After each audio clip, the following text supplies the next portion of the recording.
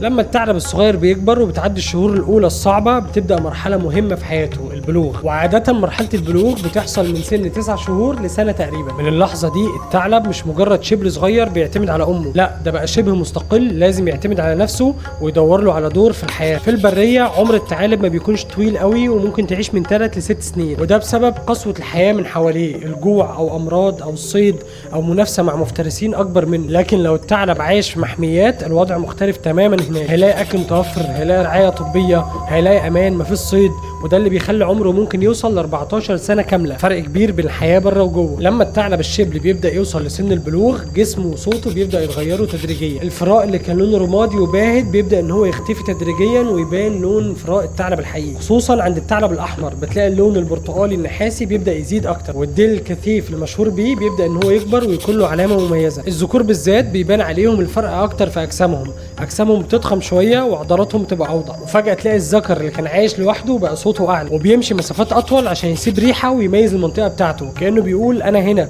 والمنطقه دي بتاعتي. كمان ممكن يدخل في معارك مع ثعالب تانيين لو قربوا من الانثى اللي هو معجب بيها. ما تهزرش. اما الانثى فبيكون شكلها اصغر وارفع شويه، وملامحها بتكون انعم وصوتها اخف من الذكر.